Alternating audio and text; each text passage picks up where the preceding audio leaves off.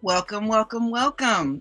Welcome to Administrative Professionals Day. Today is the day, and I am so very excited to be a part of this and to host this today. So let's go ahead and get rid of our music for a moment. And if you're jumping on right now, please share alike. And this is going to be an amazing day today. So just want to check and make sure that, there's some good sound so you all can hear me. So if you're jumping on, then please let me know that you can hear me, because I don't want you to miss any of the information that's shared today. So just want to make sure that everything is good. I hope you guys are having a great day. I hope as administrative, yes, I hope as administrative and executive assistants, you all have been showered with, gifts and appreciation and just, excitement about today. So before I continue to go on and on, because it's not as if you were here with me on the last 2 days, or if you were, I just want to reintroduce myself. My name is Danielle Key, and I am the CEO and founder of Cubicle Connections. Cubicle Connections is a solutions-based community that offers tools, trainings, and strategies for existing and aspiring administrative and executive assistants. And you know what?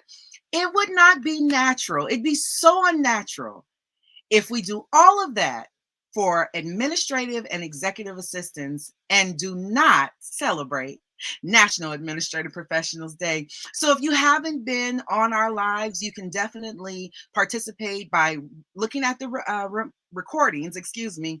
But just to give you a little brief update of what we have been doing for the last 3 days, on Monday, we started off National Administrative Professionals Week with celebrating you. And I was here just to talk about really the value of administrative and executive assistants. Just understanding the value, right? Sometimes you can feel like I'm just an admin, and you don't want to feel that way. So we spent an hour. It was our lunchtime, chat to talk about celebrating you. Then we turned around yesterday and had a special guest, Angela D. Holmes, who is a wellness coach and an empowerment strategist, who came and talked to us about self-care in the workplace. As an administrative and executive assistant, you are taking care of everyone else. Your responsibility is to take care of your leaders and everyone around you, right? And to put anything on top of that, if you are, a male admin and a husband and have a family, or if you are a female admin and have a family, you're also taking care of everything inside and outside of the office. And so how do you really, implement self-care strategies, and how do you take care of yourself as you are putting out to everyone every day? And so if you missed that session, I behoove you to go back to the recordings and listen to that. That was an hour worth of powerful and tangible tips and tricks that you literally can walk away from that recording and put it in motion right now. So if you missed that, you want to make sure you take a look at that. And then Today, we have a very special guest, and we are going to be talking about developing you. So I'll tell you that there's going to be two main strategies or two main topics that we're going to talk about today. And the previous days, on Monday and Tuesday, we had 1 hour of, power-packed information. But today is special. Today, we're doing 2 hours, and we're going to have a 10-minute break in between. But when I tell you, you want to stay, as Angela said yesterday, put your seatbelt on and stay until the end, because the first hour we are going to talk about developing you in your current role. And if you hear that and you say, well, yeah, but I want to move on, don't worry, because the strategies that we provide are all about your existing role and your next. Your next, if it's just becoming a better you, or your next if it's moving on to a different role in a different industry. So I want you really to just sit back and enjoy the ride, because this is going to be phenomenal. And then, of course, it's Administrative Professionals Week, and the actual day, right? Woo! So, with that being said, I have some free prizes that I'd like to give away. So, when you get on, make sure you're putting your name in the chat because if you're not putting in the chat, I might not know that you're here. But I want to randomly just pick people from the chat and just give you a nice gift because today is the day. So, if you are being celebrated in your office, if here we're on the West Coast, so it's 12 noon right now. Or around about 12:06. But anyways, if you are celebrating and you have a moment to just listen, but make sure you just put your name in the chat so that you get an opportunity. If you're jumping on this live and you have a friend who's also an admin or your whole group, make sure you send it out to everyone. And if you are even blessed to have the rest of the day off because it is Administrative Professionals Day, sit back, grab your coffee, grab your tea, grab your lunch. Honey, sit back and put your crown on because this is all about you. And we are talking about developing you. All right. So I'm really excited. I know my special guest is excited, and I hope that you are excited. Let me give you a little bit of background of who my guest is, and then we're going to go ahead and jump on. Okay. So let me tell you who our guest is. Our guest is Candace Ash. And let me give you a little bit of background about her. And excuse me for looking down because I'm reading this bio because it is absolutely amazing. So, coined by industry colleagues as an expert in building relationships, Candace has spent more than 25 years in the people engagement business, in human resources and senior executive leadership capacities. A former administrative and chief operations officer, Candace recognized a gap in the operations, marketing, management, revenue, and employee satisfaction and performance and established Best Foot Forward Consulting. Candace later identified a greater need to serve underemployed professionals and established the Best Foot Forward Group, a full scope professional development coaching service. Candace enjoys being an active part of her civil and faith community and serves as the professional development director for Everyone Matters Ministries, a community based non church ministry that helps families who are experiencing situational homelessness. Candace holds a BA in business marketing, graduate certificate in human resources, and an MBA with an emphasis in global management. She is happily married to her best friend, Chris, who serves as the CFO of the parent company, Candace Ash Consulting. When I tell you, if you are not excited, I'm excited, and I'm going to bring on our special guest here, Candace Ash. Candace, welcome, welcome, and thank you so much for joining today. I am so excited to have you here. Are you excited as I am? Do I need to I pull it down just a am. little bit? I am. Thank you so much, Danielle, for having me and allowing me to share with your community. Hello, everyone in virtual world, and happy Administrative Professionals Day.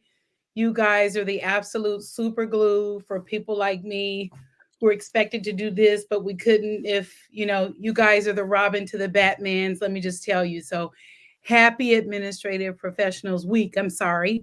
I think you all should get a lot more accolades, but absolutely want to honor the gift that you bring that allows everything to work in synchronized fashion. So happy Admin Professionals Week.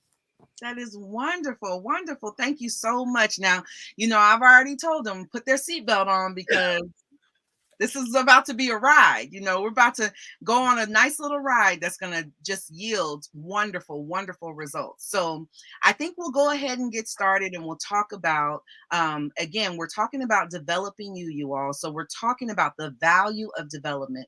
So if we start off just with the value of development, can we start off by defining what development is, Candace?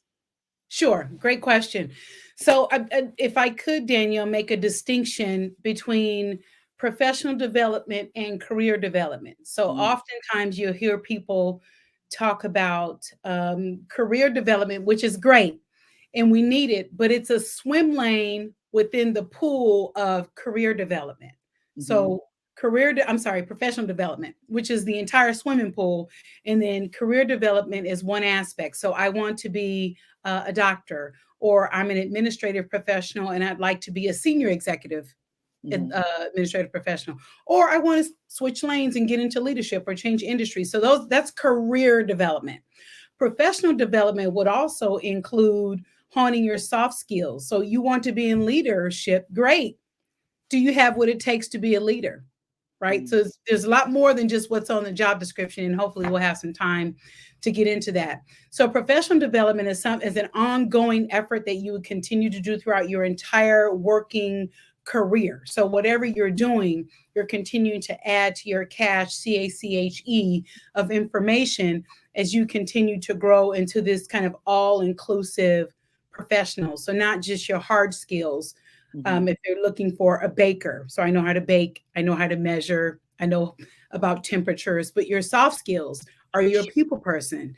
Do you have good customer service skills? Are you resilient if a customer says, hey, this is not the cake I ordered? So the soft skills are actually more important or equally important than the hard skills. So that's one of the distinctions I wanted to call out between the two. Yes, I love that. I love that. And it is important. And we're definitely, if you were a part of the call, yes, or the live yesterday, Angela even mentioned that, your character is key. So she definitely spoke about internal development, right? And Mhm. that internal development therefore brings out the different skills and things, that you need. But it's the internal that's really important. So I do appreciate you even stating that and adding to. So we have internal development, we have personal, and then we have our career professional development.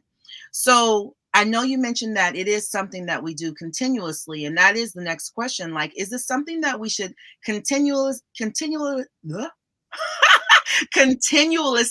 do? The brain works, but the mouth doesn't. That's right. Um, That's right. continuously do when we're looking for a role, or just period? Is it something that we should just do on a normal basis? Oh, great question. So the goal would be for it to innately become something that you do naturally. So perhaps I'm not deploying a professional development related activity every day, but it's a part of my work life, if that makes sense. Mm-hmm. So you can Google, for example, let's say that someone is uncomfortable or intimidated if they need to have a difficult conversation, or I don't receive unsavory feedback well. There are a plethora of classes, courses, certifications. Many of them are free, right online. Mm-hmm. So the first key is to understand that we own our professional development. It's Yeah. not our employer's responsibility. And please, folks, don't make that assumption. And I'm certainly not here to villainize employers, but it's your responsibility to grow yourself up professionally. Mm-hmm. So one of the things that I do, or an example, as I shared, is, and now that we're in this online world, but even pre-pandemic, there are lots of trainings available online or local classes, many employers. So I absolutely encourage all of you to check with your local human resources. Do we have a learning and development department? Do we have an L&D budget? I've worked with clients who I would have them go ask, and they go, wow, I had no idea we even had a budget. So you need to ask, because there are lots of opportunities right at your fingertip. Hopefully we'll get Mm-hmm. into value-based mentorship. There's a Yeah. difference between mentorship and value-based mentorship, but absolutely it should be ongoing, whether you want to progress in your role or not, because I do believe we all want to serve from a place of excellence, right? Absolutely. So even if this is the peanut butter to my jelly, this is the job I wanted, this is the capacity, I'm good right here. You still want to do that from a place of excellence. So you continue to add on and to build. My own learning and development remains a priority to me. So Mm. it's just in different activities. So it would never stop, but it does need to be intentional. Right. And I love that too, because I know there's been times where, and I'm sure we'll get into it too, but there's been times where you kind of feel that it's not supported, that you may feel, because a lot of times, as I mentioned in the intro, a lot of times admins will say, I'm just an admin. And I'm like, as long as you follow Cubicle Connect, after a while, that will not be a part of you're not just an admin. Just a sidebar here. You're not just an admin. You are a strategic partner. You are the second brain to your That's right. executive. And Strategic when you business walk in that partner. confidence, yeah, and you know that that is the case, then you feel a different way, and your shoulders a little, squared up a little bit more, and you understand what your role is and what your job is while you're there. Yes, good swing shift. Danielle, if I could just piggyback on what you just said about just an admin, and I've heard that Mhm. over the decades and years as well. Listen, Mhm. folks, if you think you're just the admin, think about the last time you went on vacation and everything went to you know where in a handbasket. So Mhm. if you were just an admin, then nobody would be emailing you and calling you and texting you and sending you Morse codes and signals because they can't figure out how to get across the street. So you're not just the admin, right? Right. And maybe I know Danielle, you and I have done some talking on the side, so I don't want to overshare on your future trainings, but I know we had talked about um, through your Cubicle Connections program that you're going to talk about putting some SOPs together Yes. so that when I'm gone, don't call me. Okay. Yes. Yes. Hashtag on vacay. Okay. Right.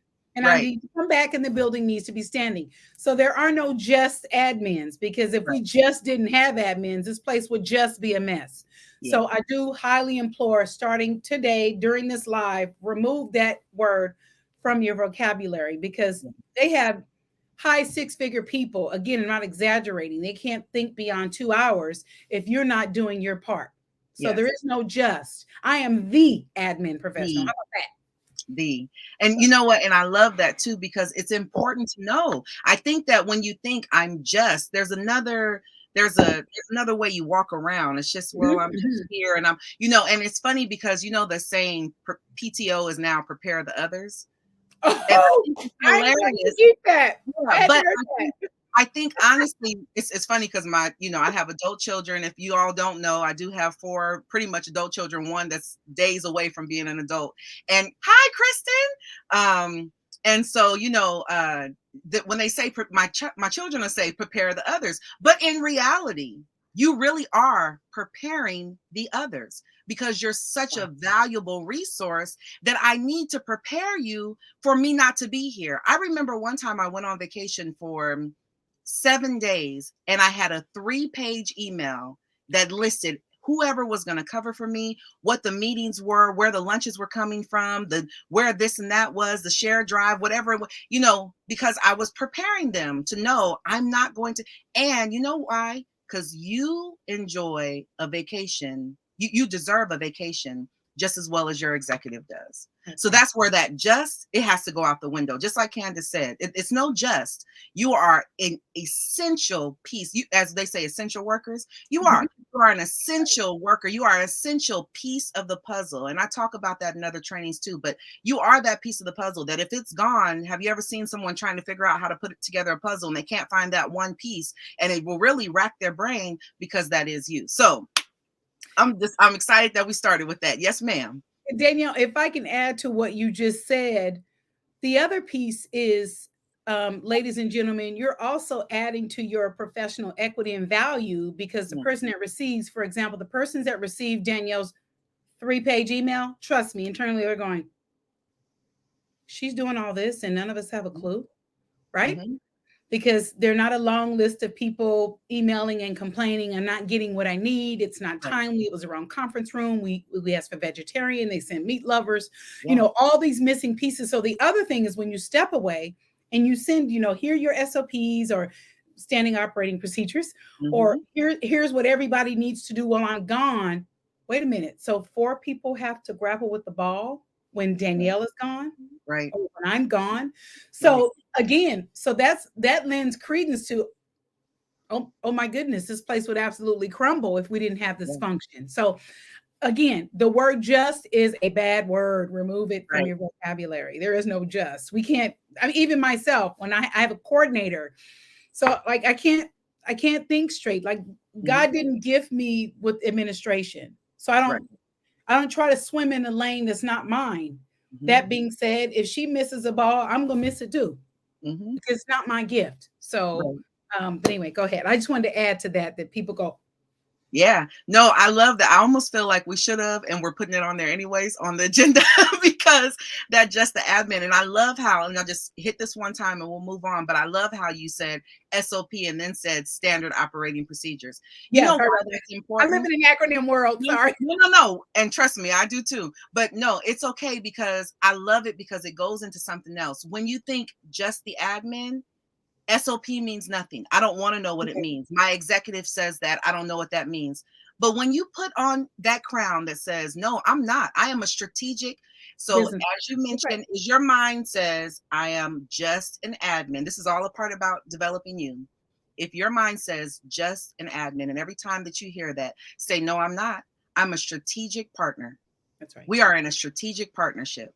Okay. Because your self talk, and we'll get to that, but your self talk is really important. So, as a strategic partner, I need to read what my executive reads. I need to say what my executive says. I remember I worked one of my very first admin roles. I was in a hospital and I worked with nurses and they just talked to me like I was a nurse. And I Mm. had never worked on the clinical side, and it was very clear to me at that moment. I know I'm more administrative, I'm not clinical. Hats off to all the physicians and nurses and everything else, but I'll help you stay organized and you can take care of the lives. Okay. So trust me, don't call a code when I'm around, because I'm like, I got the phone, that's it. But anyways, so I they kept saying things and I didn't know what they were talking about. And so what I did was I began to take their vocabulary and make it my own. Mhm. You say H caps, I understand. You say code blue, I understand. I'm going to look it up because they couldn't. This is their career. I jumped into their world. They didn't jump into my world. And they couldn't stop and say, "Oh yeah, H caps means blah blah blah," right? They were just, Danielle, we need this, we need the H caps report, we need this, the crash cart, whatever. And I didn't know what that is. So it was now my turn to learn because I jumped into their world. And so I say all that to say that when I think of myself as a strategic partner, then I want to learn my strategic partner's language. What are you saying? You say SOP. What does that mean? And now instead of saying, oh, the papers that just tell us what to do. No, no, no. Oh, you mean the SOPs? Yeah, I'll get that for you one moment. Right? You change your folder on your P drive that says SOP now, because now you're taking their language and making it yours so that you can speak the same language that your executive speaks, because you are the strategic partner. So just want to throw that out there. Just throw that out there. All right. So now, as we talk about all of that as the strategic partner, um, is my development valued by my executive, Candace? Do you think? And if so, if not, then what do I do if they're not valuing, my desire to grow, the things that I do, the tasks that I'm, putting in place so that I can grow? What do I do about that? Great question. So I'm hearing two questions actually. Does my development, is it valued, Mhm. and whether or not I have a supportive leader that I report to that is supportive of my development. So Yes. the truth of the matter is, um, and I just shoot straight from the hip because my gift is to tell people the truth. Our leaders aren't hired to be concerned about our growth and professional health. It's nice, it's extra relish on the hot dog when they do, but that's not what they're hired to do. Okay. Mhm. So, first, I need to be clear about what my objective is. And then if I feel that my leader is important or could be an integral part of me going from A to B, then I'm going to include that person in my advancement plan. So that could be by way of one-on-one meetings. I don't wait. If they don't schedule them, I schedule them myself. I had someone say, well, we don't meet one-on-one. Okay, well, tell them you need to meet with them. Like you grab the bull by the horns. When we do meet, I would share my accomplishments, but in a conversational tone. Did you have any feedback about the onboarding process changes that I made? It streamlined everything, and folks are getting through the door quicker and getting to the next step. Do you have any? So do you see the seeds that you're planting? Like, oh, Mhm. he did do that, or she did do that, or that has been an improvement. So if you have a leader that doesn't solicit that type of information, because trust me, none of them are walking around with a clipboard saying, so Michelle has done this and Danielle didn't. That's not their job. They're Mhm. not hired to do that. You should keep stock of what you're doing differently, what you're excelling in. If you had any areas that I don't use the word negative, I say areas of opportunity. So they Mhm. needed to move, you need to move the needle you have. You bring those things up in a conversational tone, be it in your one-on-ones, in emails. I also am a huge supporter of making your intentions clear. So whether you have a supportive boss or leader, and let's be careful. A lot of times our limiting beliefs, well, they're not going to be supportive. The department has terrible turnover. They don't want anybody to leave. None of that is your problem. None of that is your problem. So if you need the leader's help or you feel you can benefit from the leader's help, then you add value to them and you make the ask. You know, I I've love watched it. you, I admire your role, I love your leadership philosophy. I'd one day like to become a senior so and so. Mm-hmm. Or I don't want to get ahead of the agenda, Danielle. Or one day I may want to do A, B, and C. So you lead in with the value and then you make the ask. Because at the end of the day, everybody wants to be Superman. Mm-hmm. So the first takeaway a person hears is, oh, they need me. There's Mm-hmm. some value. So that tends to open people up. So that those are functions that we own.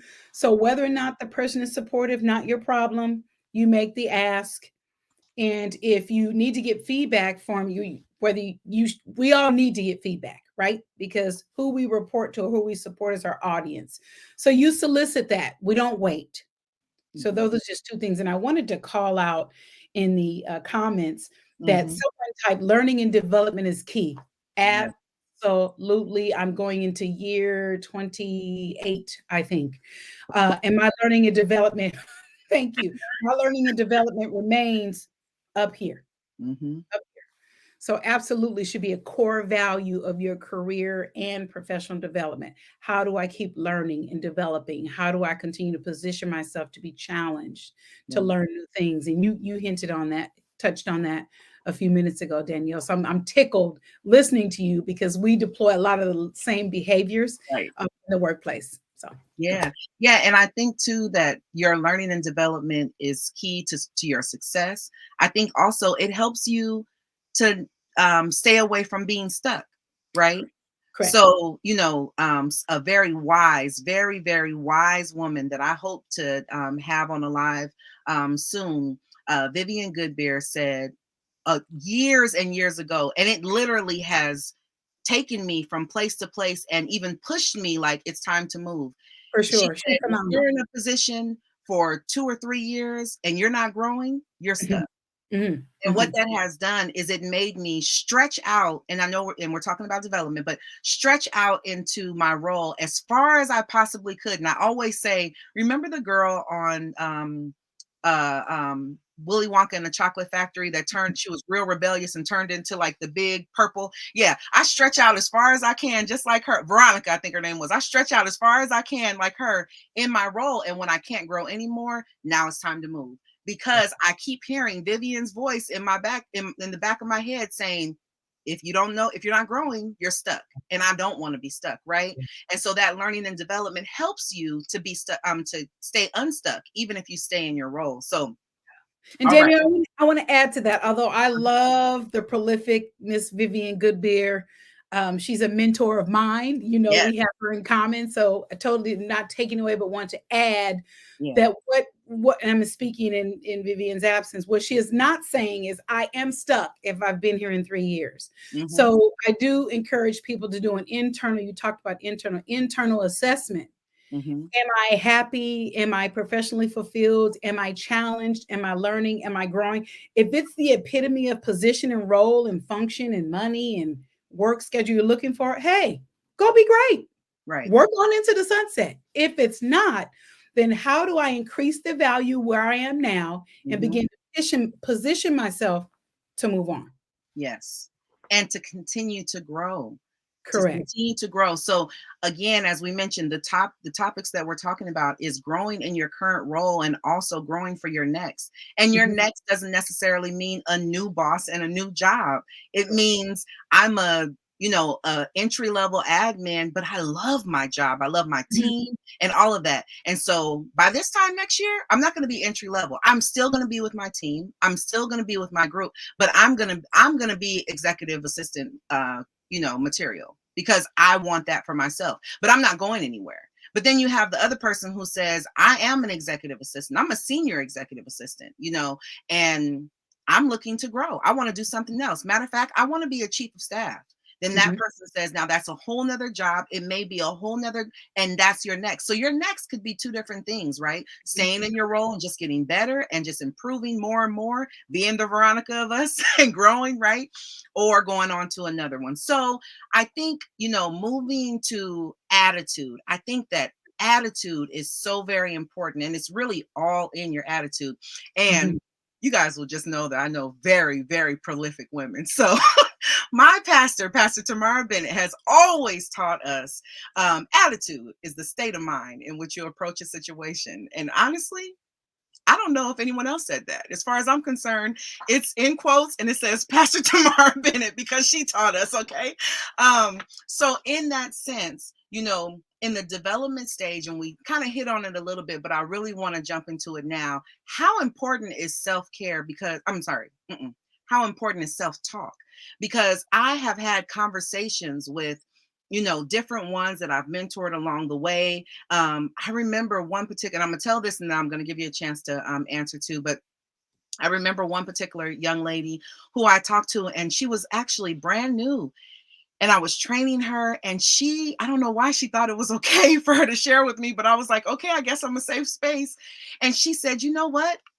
An admin job is like the worst job ever. Oh, wow. Wait, what? And I thought, and I thought about it, and my mind was going everywhere, and I was thinking, why did you apply for this job? And I said, well, did you have clarity about what the job was? No, I knew what it was, but I mean, I knew it was an admin, but I was like, it couldn't be an admin, but I mean, like, I hate this job. And so as she said that, when I go into attitude, her attitude was, I hate this job. I'm not going to do any better because I hate this job and I want to leave. And sometimes we get stuck and it's like, oh, or my boss or whatever, and again, remember, we're solutions based. So we're all about what's the problem and let's fix it. So when we're looking at attitude, how important is that? How important is that self-talk that I hate my job or I'm the best and I might still need improvement when we're talking about development? Thank you, Danielle. This is such a great topic. I do want to tag on to what your pastor said. And we've all heard this before somewhere, that attitude is everything. That is not a cliche. It's absolutely, sometimes I used to have a bad habit. So part of my professional self-care, it's another thing I love to talk about, is I took professional emails off of my phone because I would never detach. In my mind, I would feel like, oh, I'm not doing anything, so I can just check and see what the fires are for tomorrow. Not good. So I remember years ago pulling up to the office, already got a full-on attitude because I was in the email. So attitude is absolutely everything. But I want to make sure that we touch on what the young lady said as well. But your internal self-messaging is extremely important. Extremely important. So I'm going to jump ahead and speak to what the young lady said first. So this is extremely hard. That's a very difficult to rebound from. Yeah. Right? Because if that's the place you're operating from, then you're always going to think cup is half empty. Scarcity, negativity. I don't want to be here. That would make any job difficult. Yeah. It could be something you love and it's difficult because you've otherwise said it's hard. I love it, but this part I don't like. So that's a difficult mindset to perform well and grow and appreciate from. But internal messaging, and I have to do my own readjustments to this day. Danielle, you and I have talked privately. Like we're human too. Right. We serve others. We've served others in an entrepreneurial capacity. We've been employees, so we get it. So it is extremely important. And if you start to hear consistent garbage coming out of your mouth, you need to check your mind and your heart because that's where it's coming from. I'm not a preacher, but I do believe the scripture that says out of the abundance of the heart, the mouth speaks. So what this says, it was already here. I'm not trying to convict or guilt trip a person, but it came out because it was already here first. So if you have a habit of that, and, I don't like my job. Well, the job is not the problem. Are you working under duress? Do they have a gun to your head? Find something else. Yeah. Which is why I don't understand people that are nasty at work. If you don't like it, then find something else. Nobody's paying you to be miserable. That's a choice. Yeah. So yeah, internal self-messaging, self-talk, going back to the situation, pulling up to work with a full-on attitude. So I had to give myself 5 minutes and start part of my breakfast in the car to just kind of get my mind right because I got a whole 8 hours to go. Right. And this attitude is going to make it feel like a 12-hour shift. Right. right? So yeah, extremely Exactly. important. Yeah, and I think too, even instructions that I shared with her to either take or leave, but as she unsolicitedly shared, I offered unsolicited advice. That when you have those thoughts in your mind, Mhm, then now whatever's in your mind, that's mhm. what's being done. So your Correct. performance looks like that. So you Correct. think it's my self-talk. I'm talking to myself, but in reality, you're talking to everyone. You're talking to your executive, you're talking to your colleagues, and you're not saying anything out of your mouth, but the way you send the email and you didn't think about it anymore, or the way you come into the meeting and drop laptops and things like that. Now your actions, because you haven't really checked the mind, those actions now are saying, I hate this job. And Danielle, unfortunately, when you do that, you're now no longer, you're actually putting you in a place where you kind of have two options. Well, three. You could quit, but I don't know how many people can just quit their job. So you can quit. You may get released because your performance is now showing up and it's decreasing. And you're not the person that they hired before because now you're in a place where this place sucks and I hate it.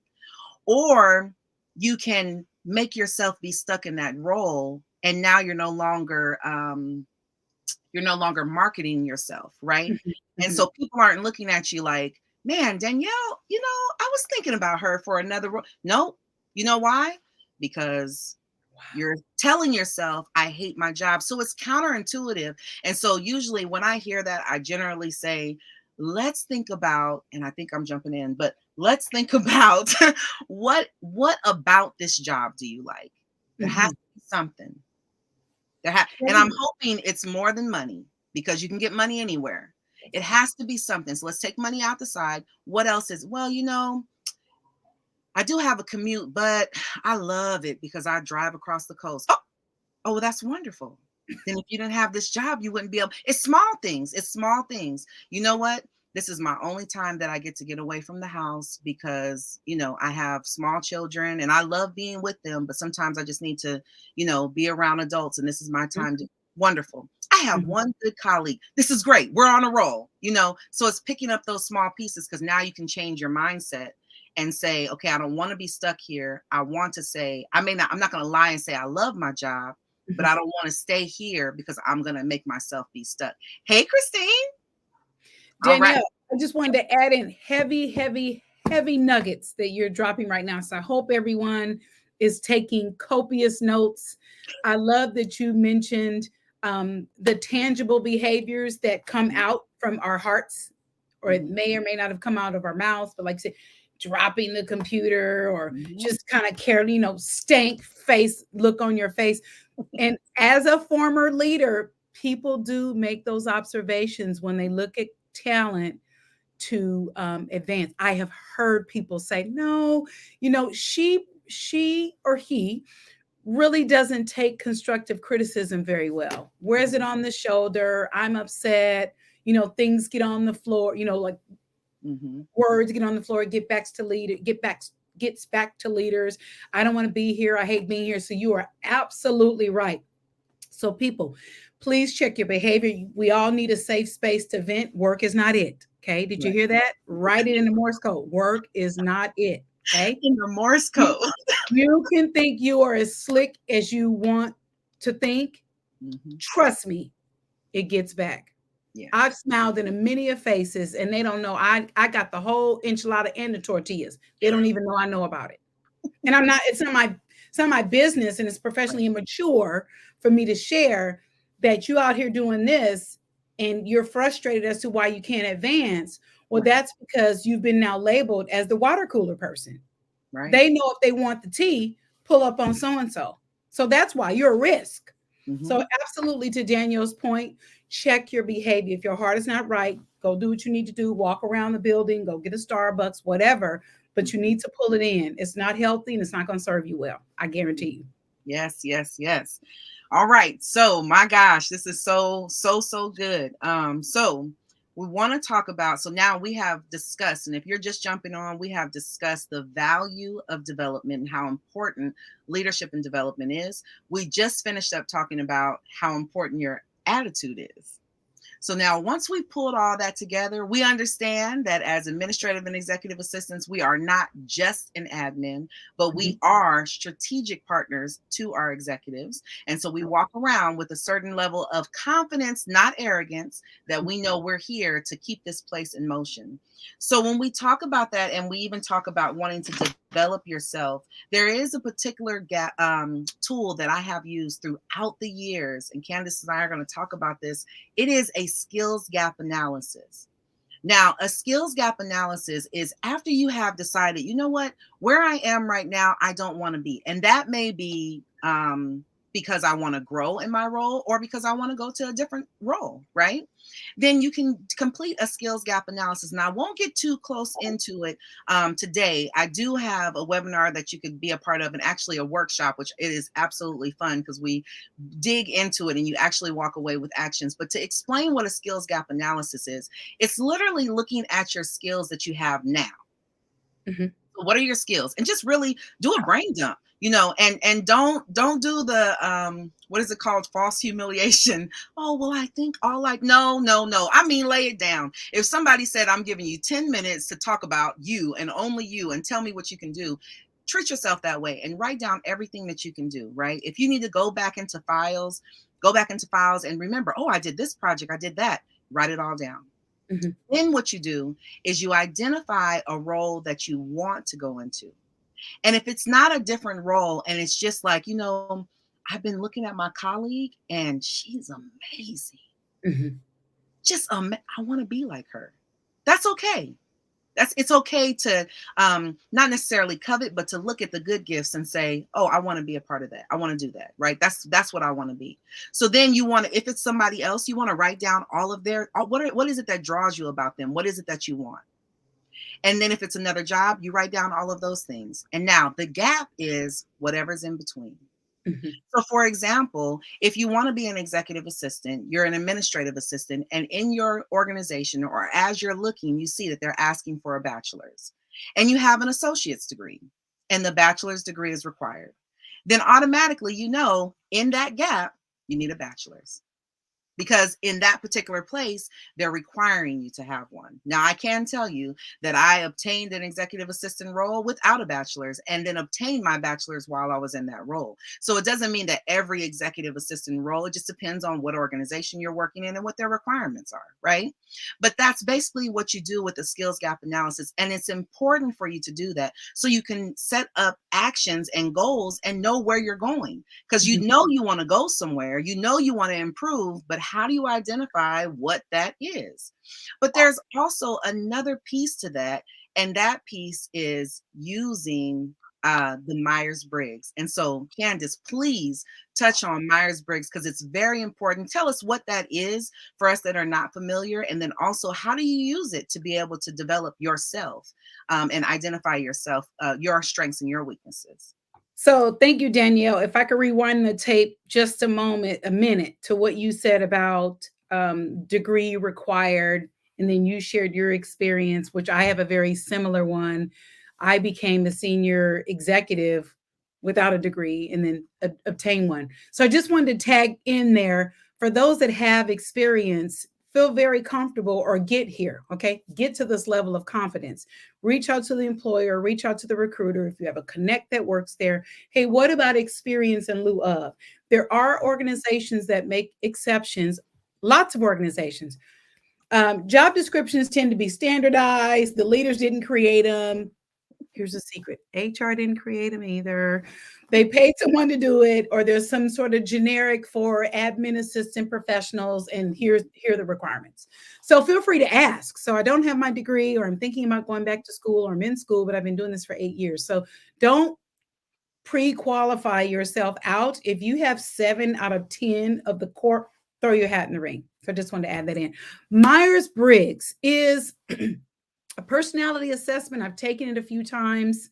I love it. It's free. So Myers-Briggs, probably myersbriggs.com. There are several on the market. That's just one I tend to really appreciate.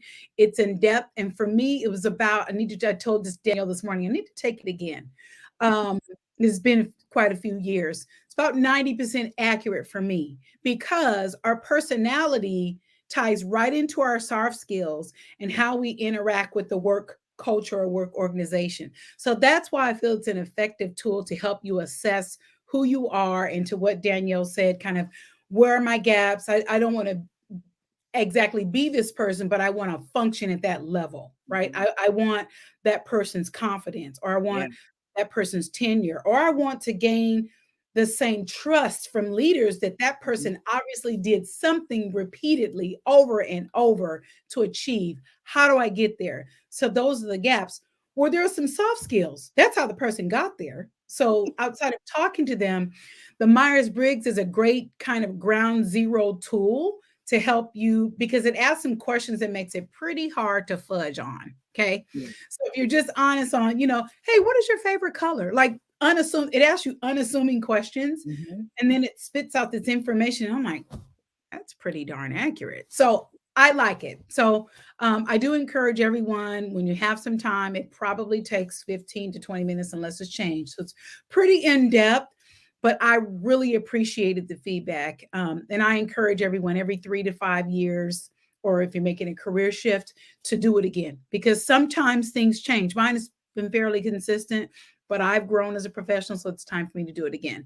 But yeah, Myers Briggs. The other thing, Daniel, I wanted to tag in, and I'm guilty here because I don't have the SMART goals. So Mm. I know you know about SMART goals. Yeah. So when you want to advance, you want to also implement SMART goals. And see, I should have had this in front of me. So SMART is an acronym for Mhm. specific, measurable, attainable, relevant, and time based. So Mhm. you could say, I want to be a senior executive. I have clients that say that to me. It's, okay, great. So, what professional development related activities to get on that track have you done? Silence. So, you want to be specific. This is Mhm. what I want to be. Measure it. Well, what is it going to take? Attainable. How realistic is it? And so I'm going to take away from what we're talking about now. Yeah. But when you decide you're ready to shift, look up SMART goals and create yours, and that'll help you also keep on track and prevent you from getting discouraged. Oh my God, this is taking forever. Well, you just said you now want to be a surgeon and you've been a Right. baker. So yeah, it's going to take a while. So Right. Exactly. Exactly. And to ask, do you remember what your Myers Briggs is? I don't. I don't. I wish I did. I wish I So did. so surprisingly, mine is ISTJ. And if Oh, you yes. guys, Yes, yeah, Dave, what I'm is sorry. yours? I was an ENTJ, so I need to Okay, do there it you again go. to see if it's changed. So And folks, these letters, I'm sorry, Danielle, stand for something. So you yeah, have to go do the Myers-Briggs, and it's going to yeah, tell you you're an A, B, C, D. I'm an ENTJ at last. What are you, Danielle? and ISTJ. Which ISTJ. is Okay. very interesting. So It the is. I, you guys, is introvert, whatever. Gosh, what's going Mhm. on here? But Danielle, I'm really, did you huh? find it that it was fairly accurate for you? I did. I Okay. did. I was thrown on the introvert thing because obviously, Yeah. but Can we put up the website, Danielle? Sorry, just um for folks to I see it. think so. Okay. We'll do it after the break because we want to make Okay. sure that it's correct. Yeah. Okay. We'll do it after the break. Yeah, absolutely. But yeah, I was pretty astonished at the I, just because I feel like I'm an extrovert. However, when you start thinking about when they start talking about how you take in energy and things like that, like trust me, I'm here with you guys for this 2 hours, but after it's over, I need my time So it's to accurate just then, pour, Danielle. It's pour back accurate. into me. So it's accurate. And I've watched you. I've watched you in leader capacities and doing things one on one. You are an introvert. Hmm. When So you have the task, you are like balls to the wall. right. I'm focus, focus. So I Hmm. think that's accurate for you. Yeah, so interesting, very interesting. Okay, so we're gonna hit one more thing because and I know we were gonna stop at like 12:50, but we're actually gonna go about 5 more minutes and then we're going to do a prize and then do a break. Okay. So want to talk a little bit more about the skills gap analysis. So how we talked about, executive supporting and us, it being our responsibility for learning and development, not necessarily theirs. But how would I get feedback if I don't constantly get feedback from my executive? So how do I find out how I'm doing, or do I just rate my own page? Like, how do I know how I'm doing if my executive doesn't have the time or doesn't see what I'm doing and doesn't offer feedback? Great question. So, and that's not uncommon. And to add to that, I'm not sure why, but unfortunately, it's not some leader's style to give feedback. And it's almost Hmm. like, well, if I'm supporting you, wouldn't that make sense? Hmm. So that we're working in sync. But again, we said from the beginning that we're responsible for our own career growth and professional development and success, right? So that's a place we operate from. If I am supporting a leader that doesn't auto provide it, then I'm going to solicit. It's Hmm. the bottom line. And Hmm. I don't know, and every admin professional supports their leaders differently. There's a face to face 101, take the pandemic out. Hmm. Face to face 101, weekly, monthly, quarterly, group session, how, whatever that looks like, you need some 101 dedicated feedback. So if you don't have those protected time meetings, then you come up with some core questions. One of my former CEOs, he was a dotted line leader of mine, Hmm. and I was having a work challenge, and I reached out to him and he gave me some great feedback, and I began to use it from that day, and it's worked for me phenomenally. So he asked his leaders when they have a one-on-one. So whether you have a one-on-one or not, here are your questions, and if you have to email them and re-email them. Hi, Michelle. Hope you're having a great week so far. I just wanted to follow up to the questions that I asked you because it is absolutely important that I continue to do well in supporting you, leading with the value, right? Yeah. What am I doing well? What needs improvement? Are there any blind spots that you see that I don't? Those questions are pretty hard to run away from. They're very Hmm. clear, pointed, dedicated. The other benefit of those questions, for those of you, I spent many of my years being intimidated at annual performance review time, which is Hmm. absolutely ridiculous in hindsight. But that's what I would do. So now, when I begin to ask those questions, well, I'm not looking for surprises because I've asked you up front every Hmm. step of the way. Hmm. Is there something on your radar that Right. you haven't brought to my attention yet? So that could be for those that struggle with, oh my God, today is review time. Well, then that should go away because you've gotten ahead of what am I doing well. So then that gives you some extra juice. You're keeping track yourself. You've now asked your leaders. And then are there any blind spots? So I remember when I hit my former director with those questions the first time. So they're not going to expect those, first of all. Hmm. And she's like, no, Candace, yeah, everything's great. And I'm like, Hmm. great, Hmm. great.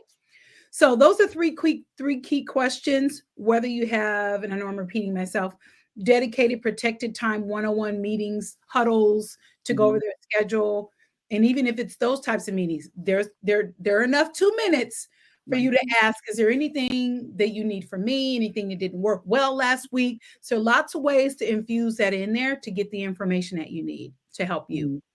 Right. And I also think too that in addition to your executive, you can get feedback from your peers.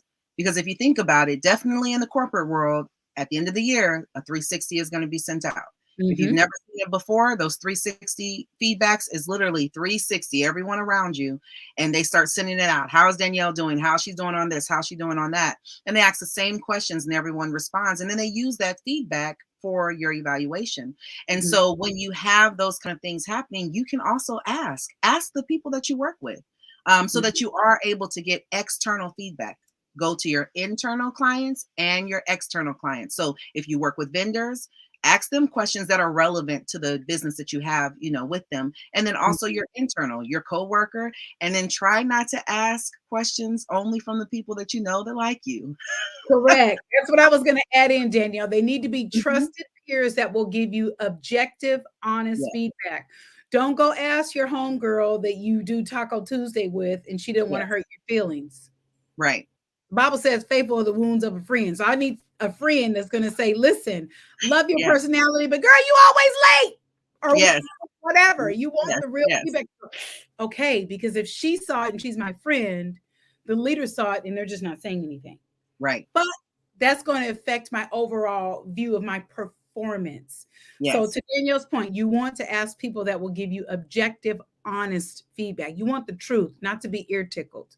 You want the right, truth. right. Okay, man. I mean, I'm very excited that this is 2 hours because I feel like, oh man, if this was it, this would be just like, this was great, but there's so much more. And so I want us to take a break. We're going to take about a 10-minute break, you guys. But before we do that, it's Admin's Day. That means there's gifts. Hello.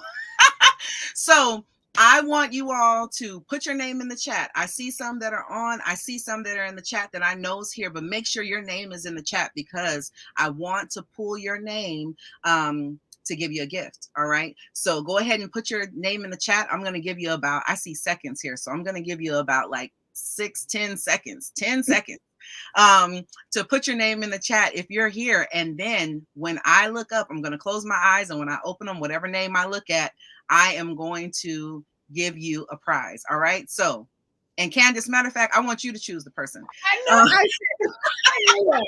Okay. So let's see. We're going to go to 56 and 55 seconds. So 9, 50, 51, 52, 53, 54, and choose. My eyes went to Kristen. All right, Kristen Ringo. There you go. Congratulations. All right. So now on yesterday, I gave out 2 of the new 2022-2023 Cubicle Connections planners. You guys that have not even hit the scene yet. They haven't even been out there, not on the website. This is all new. And so guess what? Today, Kristen, congratulations. You're also going to receive a 2022-2023 Cubicle Connections planner. And so I will be reaching out to you for your mailing information and all of that, and they will be sent out very soon. So you will be able to begin to use them. They will start June 2022 all the way to December of 2023. So want to go ahead and give that to you. So congratulations. Irina, I see that you joined on. Thank you so much. She is a winner of yesterday, as well as Gina. Gina won also, my swing shift. Gina won also yesterday. So what we're going to do is we're going to take about, let me see, it's 12:58. We're going to take about a 10-minute break. We are going to come back at 1:08. Okay. Now, mind you, if you thought that this first hour was something, wait until we jump into the next hour, because the next hour we are talking about, well, first we're going to be giving away gifts, of course. I mean, come on. But we're also going to be talking about developing your next and really assessing your readiness and looking at your resume.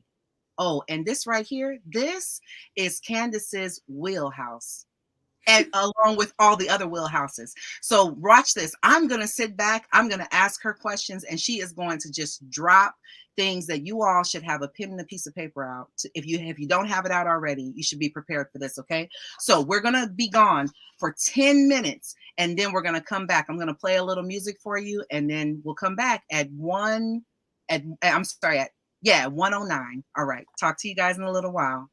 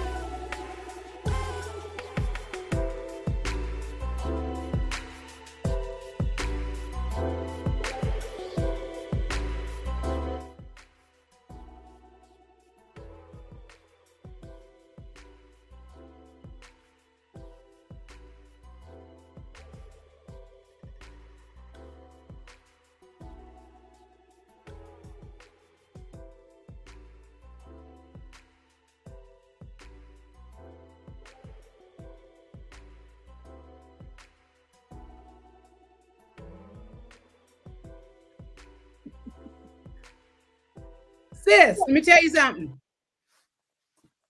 And we're back. That's all right. That's all right. We can put on lip gloss. That's all right. Oops. That's all right. That's all right. All right.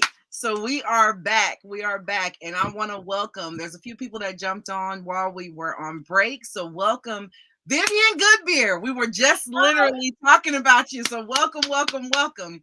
And Viv, I shared how you said, if you're in a job for 2 or 3 years and you're still there, you're stuck. So I did share how that has helped me progressive throughout the years. Angela Holmes. Now, if you missed yesterday, you better go back to that recording because you missed a very, very insightful and tangible tips that you can use immediately after you watch the recording. So we have Angela here. We have Joanne Eagles. Come on, Joanne. Joanne has joined us. We also have Rihanna Fisher, who has joined us. Irina joined, as we mentioned before the break yesterday. So she also joined as well. And then there was one more person. I missed it. Let me see. Who was it? Da, da, da, da, da. There was Kristen. And Christine Berger. Christine joined as well. So congratulations and to Kristen. At the end of our first hour, she won a 2022-2023 Cubicle Connections planner that is not even out yet. These are literally not even out yet. And so she has joined one of the won one of those. And so just to give you guys, if you just joined, to give you an understanding of what we are doing here, number one, the most important thing, it is Administrative Professionals Day. And so we are celebrating Administrative Professionals Day here. I am Danielle Key. I'm the CEO and founder of Cubicle Connections, which is a solutions-based community that offers training and strategies and tools to aspiring and existing administrative and executive assistants. And I have with me the phenomenal Candace Ash, who is a career strategist, a performance development consultant, all around. You need to connect with her part of person. And so our first hour, we talked about really developing you in your current role. Really thinking about how do you, what about attitude? How about your attitude? How does that work? And really looking into different things. And we're going to move on now. We talked about the value of development. I want to bring everybody up to date. So we talked about the value of development. We talked about how important attitude is as you're developing. We also talked about where the responsibility is of our individual development. It doesn't lie with our executives. It lies with us. Whether we receive feedback or we don't receive feedback, it's all up to us to make sure that we are moving into the direction that we want to. We also hit on a skills gap analysis, and we hit on the basics of a skills gap analysis and how you use it as a tool. But we also ended on our Myers-Briggs, and I did not grab it, but I'll make sure I do. Grab the website for the Myers-Briggs. And of course, if you want to know more about that, you can always reach out to us. So what we're going to do is we're going to jump now into development for your next. And as I mentioned earlier, your next does not necessarily mean that you are jumping ship and going off to another company or going to another role. You may say, my next is just, I want to be a better admin, or I'm a administrative assistant. I want to be an executive assistant. Or you know what? I'm tapped out at being a senior executive assistant. I'm a chief of staff. I'd actually like to be a manager. So we are going to talk about tools that you can use regardless of where you fall into that whole spectrum.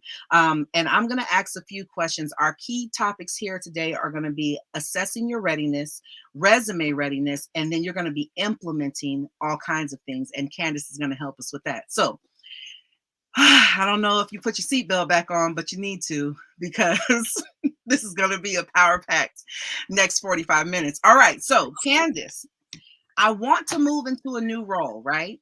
Okay. So if I want to move into a new role, how do I know if I'm ready?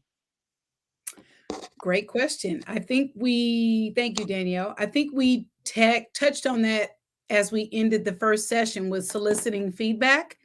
Mm-hmm. So even if you're doing that to remain in your current role, that's also a good strategy if you're trying to measure your readiness to progress and move on. So soliciting feedback from peers that are trustworthy professionally mature. What I mean by that is I'm going to give you my honest assessment, good, not so great, or indifferent, and not just things that I want to hear to make me feel good. Now, if they don't have any adverse feedback, then great. But you want to ask people that will give you some the feedback that you need to help assess yourself. I also recommend that people look at their last 3 to 4 annual performance reviews. You should see a trend one way or the other, Mhm. or there should be some specific characteristics that continue to tease out. Do you like those? Do you not like those? Do they contribute to serving you where you want to get next? So I call that your truth serum because it's an annual snapshot of what the audience sees when they look at you. So Yeah. those are two strong things. And then a person should also ask themselves, or at least for me, what I ask myself is, what is my intent? Why do I want to advance? Is it the money? Do I need a more favorable work schedule? Am I not using all of the skill sets and abilities that I have? So get clear on your why Mhm. you want to move, and then understand, get clarity. We talked about SMART goals a little bit. So what is a specific goal? People could say, I want to be in leadership. Okay, well, what do you feel that looks like? And then they can't answer. So you Mhm. want to get clear on why, you want to get clear on the what. And then those are two examples to help measure, am I ready? Do I have some of the foundational soft skills to go in that career direction? And if not, then that's part of my gap. That's the gap analysis that you talked about. Yeah, and I think even to add to that too, I remember when again, if you don't know, prior to in the first hour, I was talking about I have 4 almost adult in a few days. I'll have 4 total adult children. But anyways, and so I remember a lot of the roles that I was interested in being a part of, or obtaining, were in the Bay Area. So we're in the West Coast, we live in California, and they were all in the Bay Area, which is literally about an hour 15 minutes, good hour 45 sometimes, if it's traffic. And having small children, it just wasn't that, it just didn't, all I could think of in my mind, God forbid my son who played football, God forbid he be at a game and have an injury and I'm stuck so many miles away and have to drive frantically through all this traffic trying to get to my son. That just wasn't going to work, and I wasn't going to put myself through that. And Mhm. so I passed on all those positions. These positions had to be close. If they weren't close, I didn't take them. And so even when we talk about readiness and we're talking about soft skills and skills and things, but is there a personal, in your opinion, is there like a personal assessment that you need to make of your current lifestyle, of the current responsibilities that you have when you're thinking about Absolutely. investing? Hmm. Yes, absolutely. Great question, Danielle. And that ties into number one for me personally, the intent piece. Like how, Hmm. okay, so part two is, and then how is that going to change my level of lifestyle? For example, I was working with a person who wanted to get into leadership. They had an opportunity, interviewed, offer on the table, and we literally just so happened to have a conversation 20 minutes before they were to call the company back with their answer. Everything else lined up, Hmm. except I had heard through the conversations, oh, it's 30 minutes away and da da da da. So I said, okay, you said in this person's case, I said, you said you use that's your protected time with your kids. Hmm. You take the kids to school, dad picks them up, and you guys do your praise and worship and you build them up during the day. Hmm. So now your husband would have to take them to school. Is that correct? Correct. I said, okay. So then you're eliminating your protected mommy time with the Hmm. kids, right? Right. I said, okay. So if they have an emergency, emergencies are real. He works, you work. Sometimes you're going to have to catch the ball. So how is that 30-minute commute going to feel Hmm. if your son has to go to the hospital? It's probably going to feel like an hour, Right. right? So we just went through a few more battery questions, and she said, this is not the position for me. Hmm. So that's something you want to do before you launch a search, Yeah. like you just said. And if you don't have the schedule and the compensation range and so forth, you certainly want to get those things as you're vetting the position for relevancy. But you absolutely, I call that my life math list. Yeah. Like, is the schedule favorable? Is there career growth, professional development opportunity if I accept this role. So absolutely, you want to look at those things and make sure that those fit in as well. And Yeah. don't just move for one thing. I'm just going for the money. Trust me, I've been there, done that. I have the T-shirt, the soundtrack, the tracksuit, you name it. And it's not a cliche. It's not all about the money. Yeah. Just trust me, because you don't understand what you're exchanging for money. It's Right. not worth it. Right. Exactly. Exactly. Or And just okay. oh, I'm sorry. Go ahead. No, I was saying I should say it's not just, don't let it just be about the money. I won't date myself, but decades ago, when I was kind of career chasing, I was very fortunate to have mentors pour into me without me even asking. And I just, started to move up, and it's not all about the money. You and Yeah. the word balance is thrown around like lemonade, but you do want to have a healthy assessment of your work and non-work life. I'm a community activity person, my faith community, all of that has to fit for me. And most people make those assessments after they're into a job, and it doesn't work. And it doesn't work because you didn't make the assessment. So you want to do that before you make any changes. Yeah, absolutely. And I mean, I'll tag on that money thing. I actually, if you're not familiar, and if you haven't been, hopefully you do, follow Cubicle Connections. But I do have something called Talk About It Thursday. And Talk About It Thursday is basically where I just talk about something that's in the community or rumors and things that out that we could, expand upon. And one of the main things is, as an admin, I get additional people that they want me to support. I came into this job supporting 2 people, and now they want me to support 5. And usually the response is ask for more money. And so one of my Talk About It Thursdays was really, is that really going to help you? I can give you some guarantees of what's going to happen when you get more money. You're going to pay more taxes. That's number one. That's a guarantee. Let's That's a good.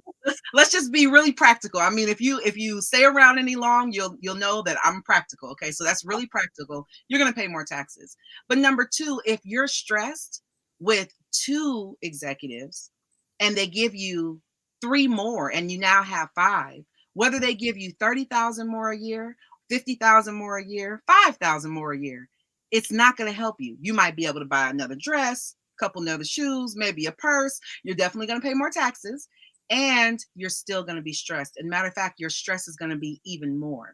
So agreeing with you saying it's not, and even Angela said in the comments, it's not all about money. I usually say bosses are deal breakers because you Mhm. have to deal with them all the time, and you want to be able to be that strategic partner, and you want to, so that's one of the things that's deal breakers. But money's not a deal breaker, because I have turned down roles before that are more that pay me more, because I don't think this is the right fit for me, right? So don't go for the money, as she mentioned. So we're talking about that. Are there ways for me to, so now we've talked about, I need to assess whether I'm ready or not. Now, are there ways that I can confirm the skills that I have? And we talked about feedback and things like that, but how do I go about assessing my abilities besides the skills gap analysis? How do I go about assessing my ability? A great question, Danielle. Once again, I would also ask those same persons that I asked to assess me and my leader as well. It depends on your relationship with your leader. I totally get it. If it's a contentious situation, you probably wouldn't feel safe and supported, and you wouldn't. Mhm. For example, I'll just use myself. I made it very clear, and people thought I was complete bananas, but I'm a person of faith. I shared my next career goal with my director. They had a career development, from our version of 360. Um, Mhm. they added that question. Does anyone want any career development? Nobody focuses on professional development. Not sure why, but professional development data. So when my 101 was my time, I just felt I didn't feel genuine if I didn't tell the truth. So I Mhm. said, no, there's nothing you could do. Um, Nothing you can do or point me to help me. My goal is to be an entrepreneur so that I can serve people in a tangible way and identifying their professional equity so they can make more money and advance their careers. I can't do that here. And even my husband said, "You you said that to your boss?" I said, "Yeah, what do I have to lose? What do I have to lose? I don't own this place. So maybe on another session, Danielle, we can talk about how those of us out there in work land, it says you have job security. No, you don't. Mhm. I don't care if you're in a union. Is your name on the door? Mhm. I don't care if there's 20 unions there. No company is going to align with the union and they don't have a way out. Don't forget that.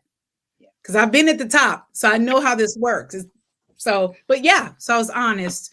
But anyway, I would go to people that I trust, mentors. I don't know if we'll have time to talk about value based mentorship. We'll Mhm. pick on the lovely Miss Vivian Goodbeer since she's here. Um, and you and I both, we share her. Maybe we fight over her.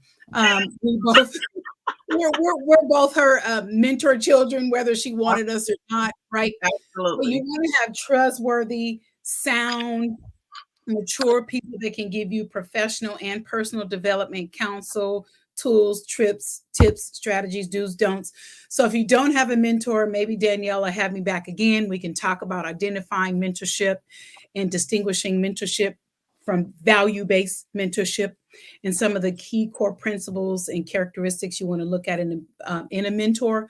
But those are some of the strong foundational nuggets that I use when I'm trying to not only rely on my self assessment. I'm tired of this job. I'm irritated. I'm bored. I want to do something different. That's not enough. Yeah. I need someone externally to, I use the term blind spots all the time.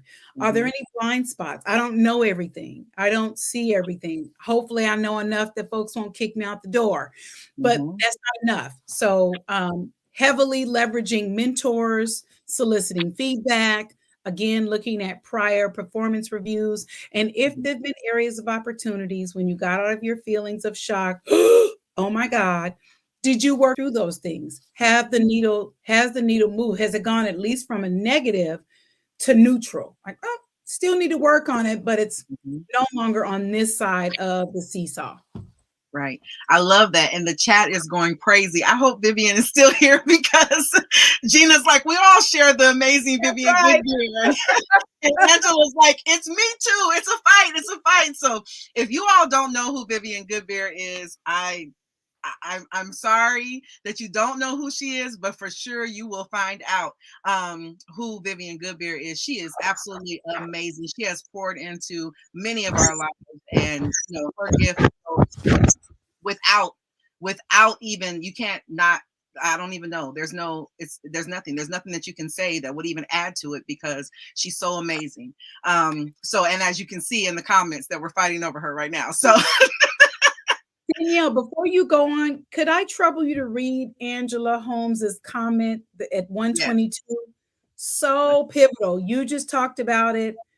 I had some life things that it's very common. yes, Everything looks good. Like the money doesn't buy happiness, but it purchases options. Okay. right, Bottom exactly. line. I love what she says here. If you wanted to share that so that people, even when you're in financial distress, I need to earn more money. Okay, known fact.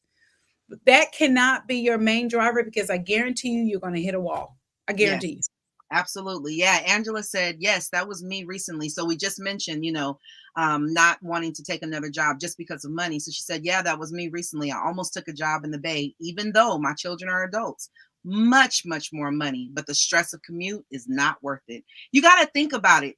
We are in roles. When you work in your role as a full-time employee, you are with your office, more Mhm. than you are with your family. And Mhm. so is that most important? If you have college kids, I mean, I gave an example from when my children were younger. Angela gave an example from when her children are adults. And honestly, I don't necessarily think, well, it's not even a think, it's a no. I hate commuting like with a passion. So I don't like traffic at all. So I can tell you right now that it's not very possible that I would be going for something where I'd have to commute every day. If it's once in a while, that's a different story.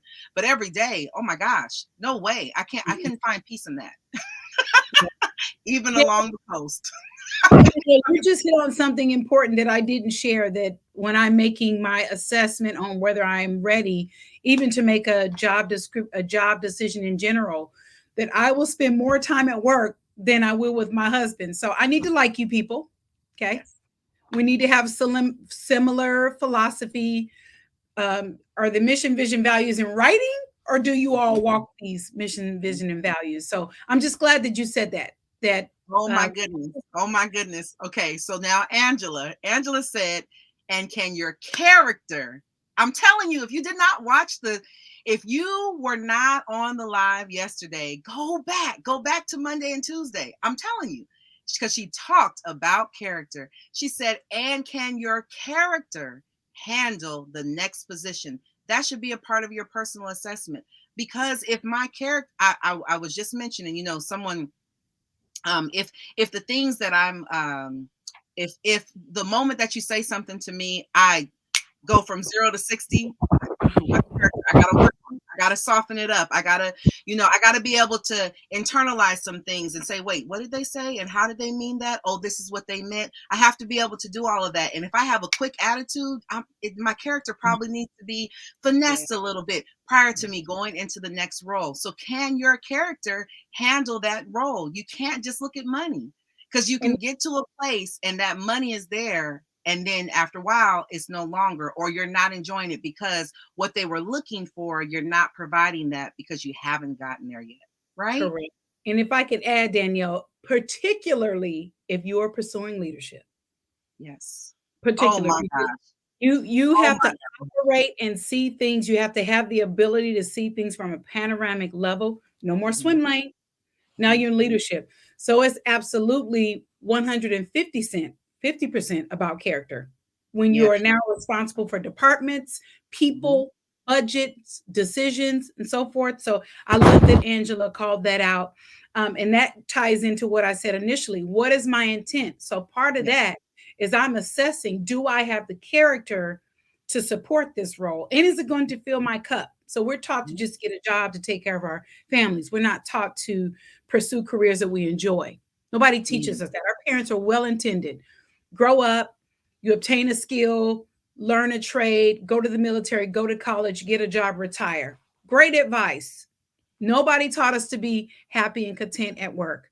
Well, I'm here Right. to disrupt that mindset. I'm not going to be with you more than I am with my husband and be willingly miserable. We're not going to do Right. that. Right. So Angela is absolutely right. Yeah. Absolutely. And I think you hit a point too. I remember someone very, very dear to me mention um, their experience from going from a admin to management.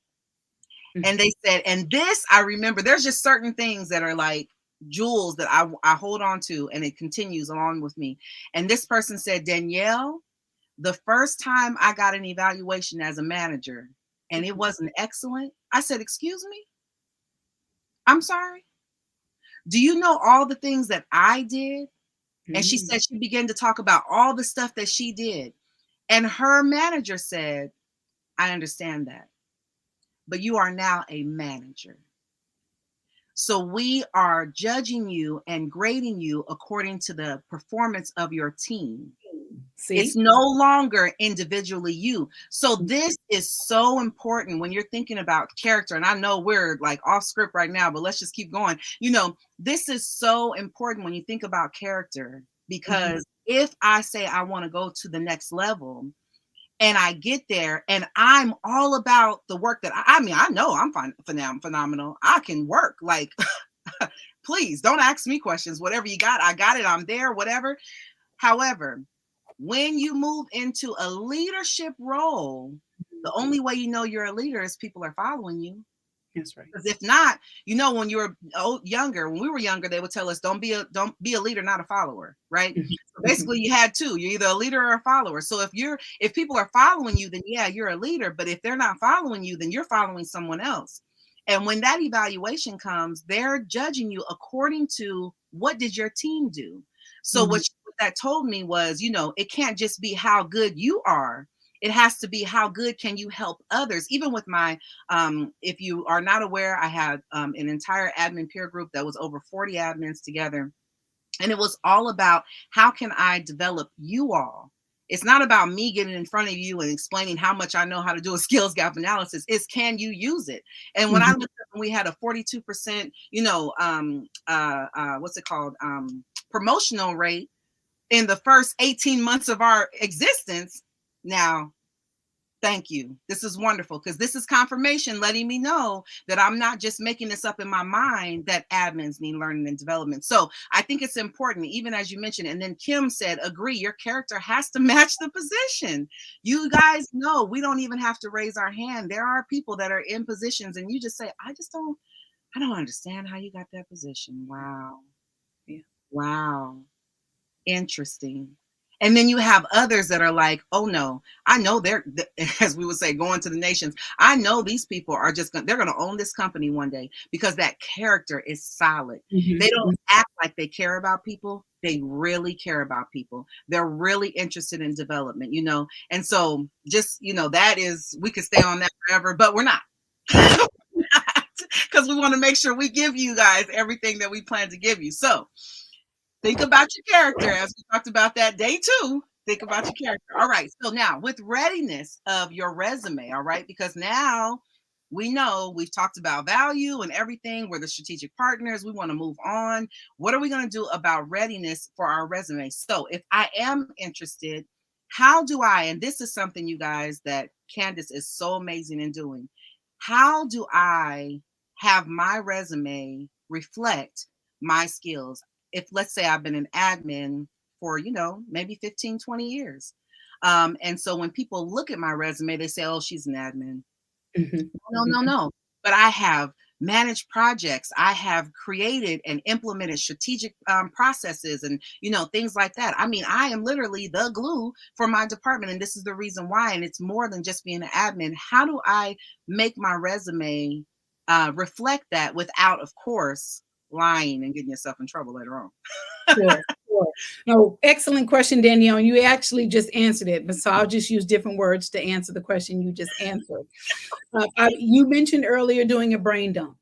So if I've decided that I'm ready to move on, and I might as well add this in here because I think it's relevant.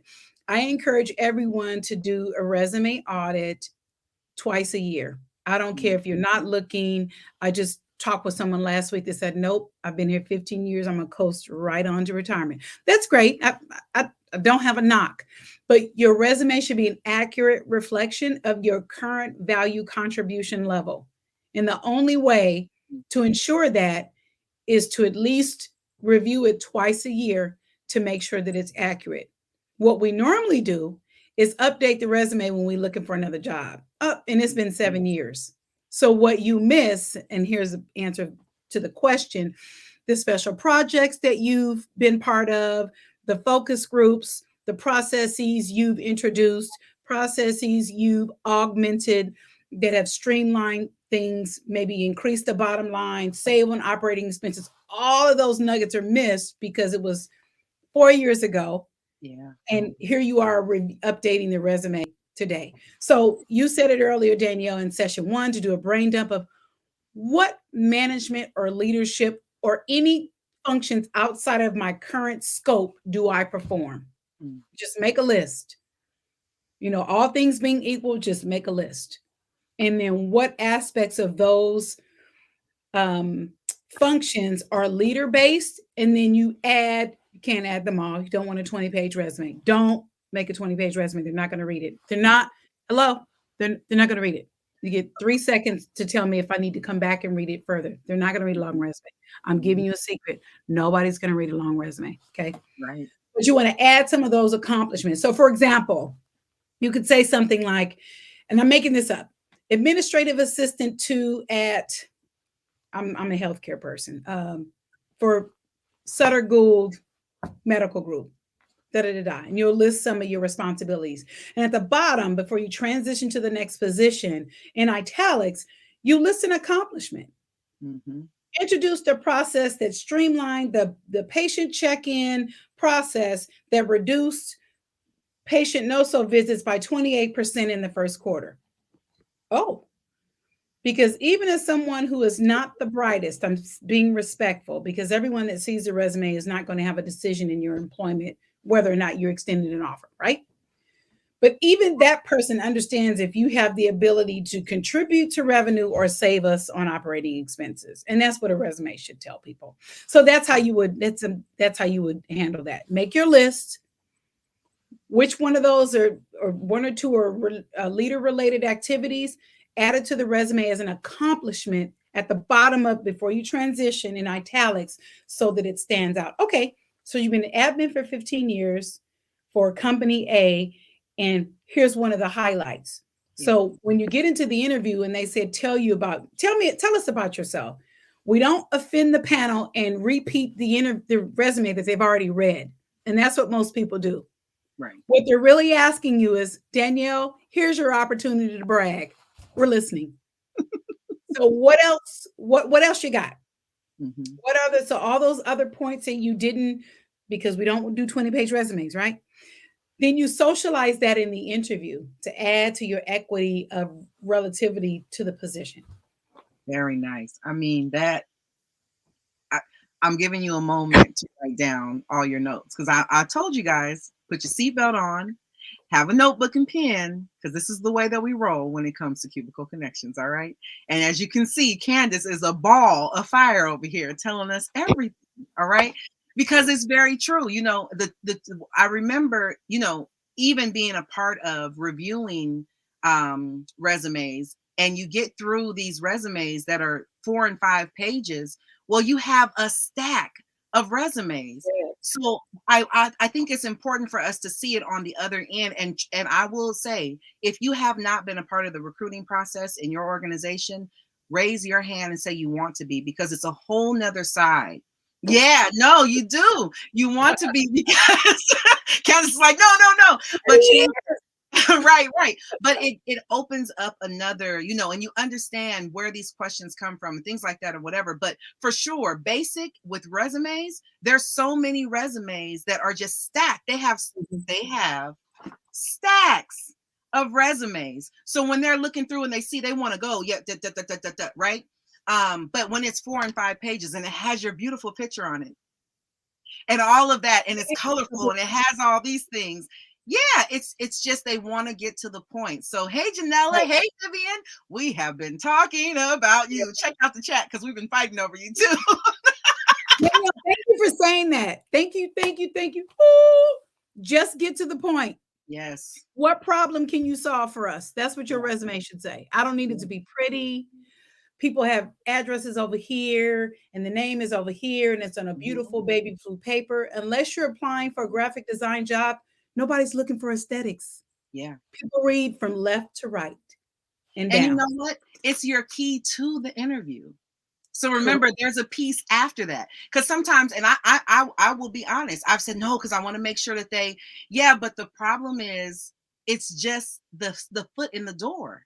Then when I get in there, then I can sell myself. So I want them to look at my resume and say, oh, I'm kind of interested in this girl, Danielle Key. Let me have her come in. And then you get to expound and everything like that. So, all right, we're getting excited about these resumes now. Exactly, Angela. What problem can you solve?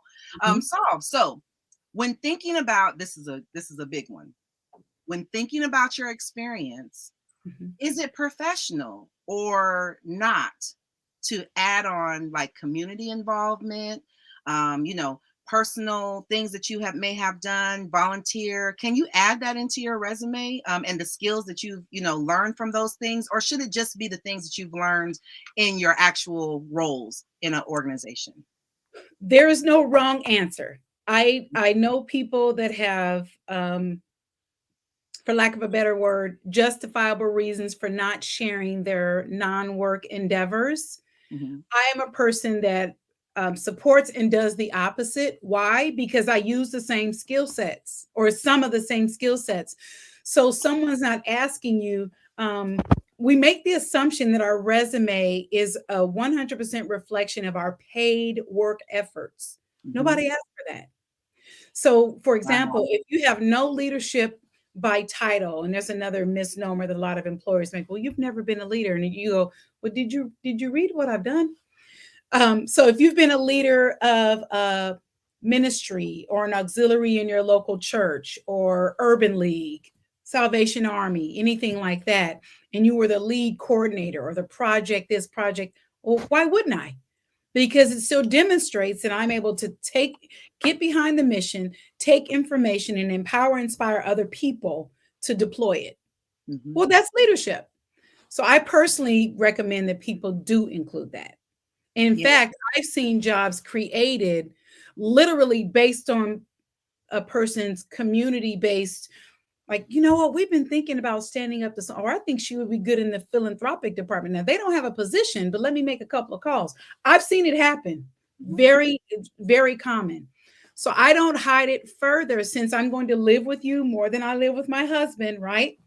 I want to give I want to give the potential employer or department a little bit more intimate look into who I am as a person, Mhm. because I'm looking for right fit. I'm not looking for just a job.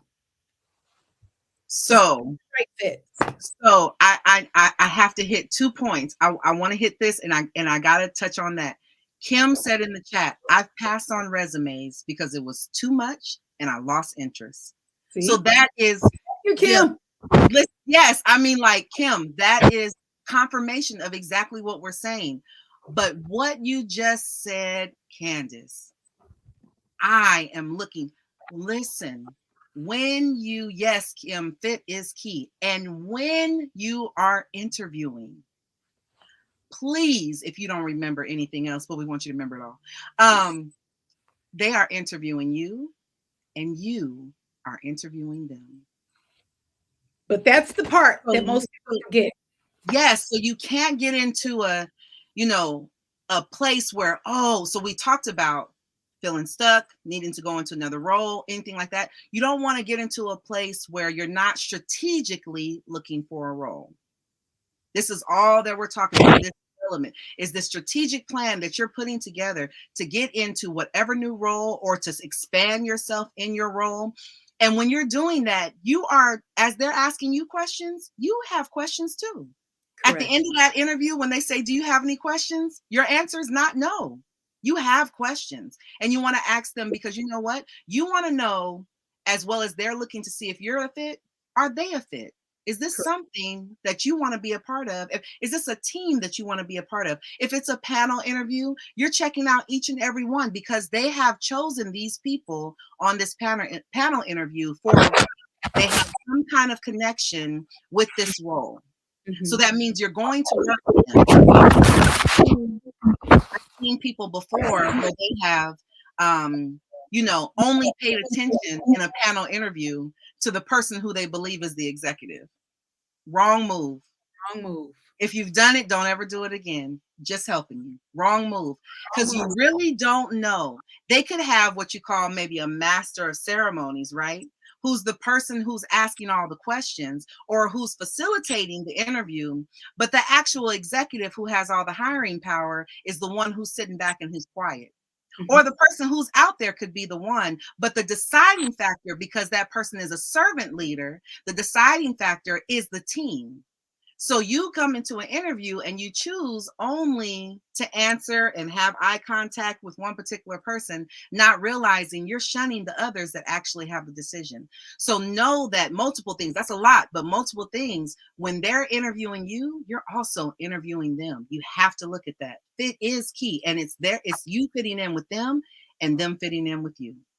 And to add to that, Danielle, and we don't mean and I'm saying this respectfully, I don't mean the bubblegum questions. What are next step expectations, which Mhm. you should ask if they don't share that. I'm not talking about that, but I encourage people to ask questions they don't expect. Like if there's a panel of, it doesn't matter how many people, more than one person, I ask them, well, how long have you been here? What's the average tenure of the leadership team here? If you had to gauge the scorecard for diversity and inclusion for the organization, what would your score be? Wow. How did you support your team during the COVID pandemic? So I tell people, no, pull the sheets off the bed while they're still laying on it. Hmm. Ask questions that people otherwise don't ask. And here's the last one, although we're not talking about interviewing, but I'm so passionate about this Yeah. question. You know how, um, as kids, people talk behind your back. Well, when you leave an interview, they're going to talk behind your back. Hmm. That's what they're supposed to do, a huddle. Hmm. So what do? Break the huddle. And this overshare here, Danielle, I'm going to tell on Kim Sandoval, only because she's a leader.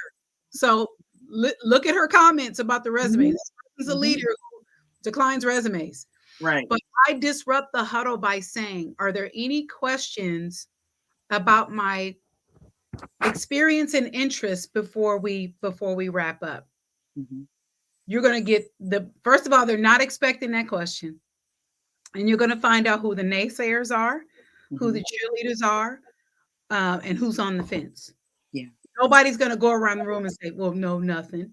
Because the question's almost one of those the emperor has no clothes on and everybody's outside type questions. Mhm. So you take that feedback, and again, that's an example. Think about when we talked about the annual performance review. This is what the audience just saw. Or if someone's concerned, you get when you do your I tell people to do kind of a debrief so when you get to the car on how you did. Okay, maybe I need to talk a little bit more about that, or maybe I need to expand more. Or okay, I must have nailed that because da da da da. So just you want to ask some meaty questions because again, you're going to spend more time at work than you do at home. So right fit, right company, right opportunity is those are your three foundational hallmarks. Yeah. And I love that too, because as you're asking those questions, if you think that you won't be able to handle the answer if it's not what you think it's going to be, practice this. Do practice interviews. Okay. Because when you ask this question, it's for you're asking for a transparent answer. And that's what you want. So don't take it like, oh, well, they said I didn't do this right and I didn't know. Be open for whatever it is so that you can use that feedback. So, all right. Now, is resume readiness all about what's on the paper? Or is there something I can do on a daily basis to be able to showcase my abilities? Because my resume, you're only going to see that when I'm interested in, you know, going to another position. But you won't necessarily see it if I'm not sharing it with you. So is there something that I can do on a daily basis to be able to showcase what it is that I'm doing and not in a boastful, way, but just being able to showcase what I can do? Sure, absolutely. A few ways. I'm sure we all know people that may have ideas or prior experience from other employers. Oh, I think we should do something this way, or I think we should use this resource, but they're afraid or insecure or nervous or hesitant about making the suggestion.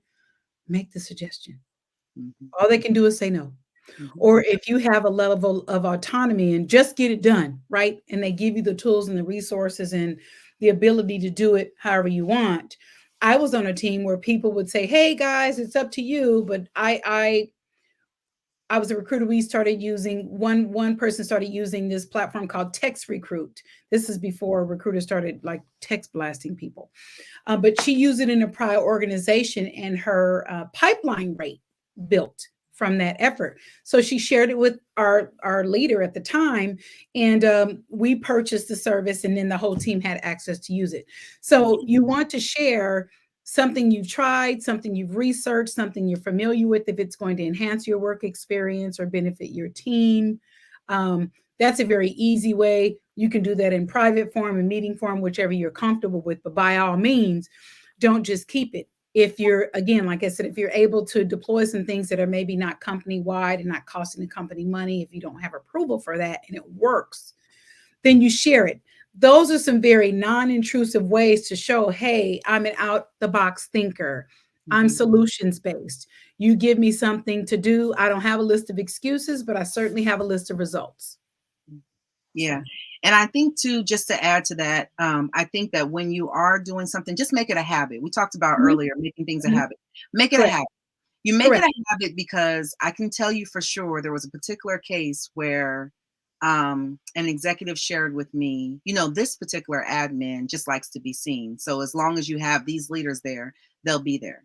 You don't, we're talking about character. You don't want that to be a part of your character.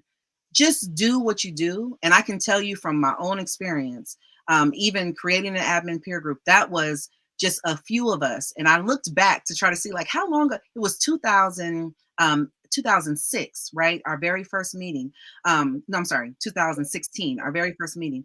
But being able to just come together with a couple people, it wasn't for us to be seen. What was my motive? My motive was, can we get some help? I Mhm. don't want you to be across the street or in your office trying to figure out how to create a Excel spreadsheet. And, Jana over here is an amazing Excel expert, right? Why don't we all come together and share best practices? So Exactly. we talked about it earlier today about, checking your heart and things like that. Check your motive. You Mhm. know, yes, you want to be out there and you do want to be able to showcase your abilities, but you want to be able to do it in a way that is meaningful, and it's valuable, right? You're not doing it just exactly, Kim. You're sharing experiences, ideas, and knowledge from a different lens. And you're just sharing, not looking for anything to come from it. Because as you do things, good things will come your way, but you don't have to do it like I'm doing this to get it back. Mhm. Don't do that. Don't do that. Trust me, you'll get goodness to come back to you in different ways. And it may not come from the place that you put it in, but it'll come to you. But you want to make sure that you're doing it in a very transparent and a good place from your heart. Yeah. Okay. Danielle, before you move on, I don't feel that I appropriately answered your question about what to do on a daily basis. Okay. So, on a daily basis, I'm dealing with me first. Okay. Hmm. How can I enhance my work experience? How can, I have a ton of stuff to do. How can I make this a good day for me? So, I need to do that first Hmm. before I would even be in a position to do things daily externally. So I also if I'm on a team, partnering with other people, Yeah. asking for support, giving support. So there are lots of ways that you can demonstrate your ability. I've seen people get recommended for positions because of their sidebar interactions that nobody else sees, but we think Hmm. nobody pays attention, but they do. People are Hmm. paying attention. So when there's time to, nominate people for some sort of recognition or advancement or promotion from this to senior, all of those things, when people like they do the 360 type Hmm. engagements, start asking people, those, you know what? She helped me when I had a difficult client. Yeah. He helped me when I did A, B, and C. So there are lots of things that we can do daily, and don't just do it from a place of, you like you said, you want to get something back. It's the core of who you are. I want to have a cohesive, supportive work environment, so I need to be the giver of what I want to receive back from other people. Right. Exactly. And Angela said, alliances are key, and that's really Absolutely. important. And I Yeah. know we're talking about resumes and things like that, but it's all a part of it, because it's all going to be on your written resume or that unconscious resume that they have in their mind about you. And I think that amongst the administrative community, it's so important to be able to share. If you have something and you know how to do something, do not sit back and let your colleagues stress and struggle. Share. Share. It Right. doesn't take anything away from you. It doesn't mean that you're less great. It doesn't mean that you're giving them power. They're going to take it. It doesn't mean any of that. It means that you have shared. And when you share, then people just begin to grow. And that's what that's what's wonderful about it. And even Vivian said that applies to all of life. That it's Mhm. great, Candace, of what you said. Yes, you're going to give, and don't worry about what's coming back to you, because it's going to be good because you put goodness out there. All right. So we got to jump into implementation, and we have a few moments, and then we're going to give away something. So, but we have had a great time here today. So, one of the last things is that, should I share my desire to grow with my executive? Is this something that I need to do? And we've talked about, getting feedback from them and all of that. But is this something that I need to share with them, or I should share with them? What do you think? Well, I think there's no wrong answer. Again, I touched on lightly earlier, if a person's not in a healthy environment and is Hmm. very contentious, the leader is negatively supportive, I probably wouldn't. Hmm. That being said, my LinkedIn, excuse me, that was too casual. My LinkedIn will be absolutely teed up. Okay. And I will be reaching out to my professional network, village, whatever you call it. Hey, Hmm. exploring new options. Let me know if you need anything. I can shoot you my resume. Yeah. So if I don't have the support or the endorsement of my leader, I'm certainly not just going to sit there and not move. Yeah. I have, you know, hopefully we have peers within the organization I work with, or even your professional peers, which is LinkedIn is like the Facebook for professionals. Absolutely. Everybody should be on LinkedIn. Your LinkedIn should be an accurate reflection. I've gotten clients through LinkedIn. I've Mm. posted on LinkedIn, and as a chief, I'll leave it the rest of it blank. A C-suite person said, "Hey, da da da da, you just talked about being unstuck, and I think I'm stuck." And I just did a simple post. So LinkedIn, I have another friend. She's gotten some consultant work because she's in the finance space. They couldn't afford a full-time person, but they needed somebody to pay their bills. So Mhm. they were able to work out a deal, and she works a few hours a week, and they pay her enough to cover her Bay Area mortgage. And it's just, in other words, side hustle. So Mhm. LinkedIn is a very, very valuable tool that is underutilized. I have a friend that's a admin professional on LinkedIn, and she is cleaning up in a number of ways, both entrepreneurial and as an employee. So again, we all have served under a leader long enough to understand if it's a safe, comfortable place to go for support and to share. My goal is to advance. I love working for the team. You know, do you have any advice? Is there anyone that you would point me in the direction of? Or I'd love to get into the learning and development department. Do you know any leaders? Maybe I could do a job shadow. But if you don't have that support, then you deploy the other options. You don't just sit going, my boss is not supportive. So what? Not their responsibility to help you get to your next. If they're not that person, then you move on. Yes, absolutely. Oh my goodness. This was absolutely, absolutely amazing. Thank you so much, Candace. I mean, we are like seconds away from it being over, but this was great. We are definitely going to have to do this again. I want to thank everybody for joining again. If you are not following, and let me share some information real quick. If you are not following Cubicle Connections, you definitely want to make sure that you do that, as well as follow Candace. And so let me give you some information real quick. In order for you to stay in touch with Candace, you see that her Instagram is there at justaskcan, and also her her website is www.candaceash.com. So if you want to stay in touch with her, and we'll put that information in the chat as well. And then also you can stay in touch with us for Cubicle Connections and Facebook, on Instagram and Facebook at Cubicle Connections LLC. And you can also sign up for our email list and visit our website at cubicleconnections.com. I will put all of that in the chat, but I just want to say thank you guys so much. And oh, it's going to keep going. Wonderful. So I thought it was going to shut us off.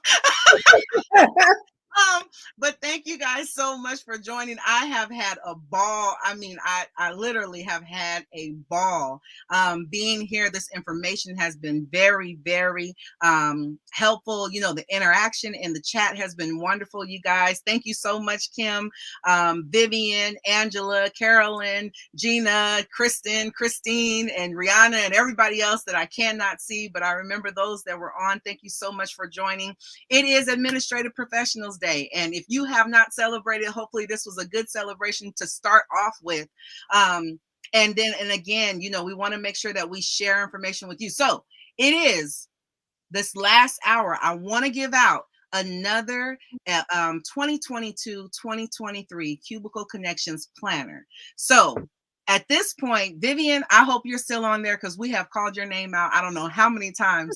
Viv, I want you to slide through the comments and pick someone's name and type it into the chat. And whoever she types, that's the person that's going to win. Now, let me let you know, Gina, Kristen, and Irina have already won a planner, so make sure you don't pick them. But look, Danielle, the chat is buttering up Vivian. I see. Right. Me.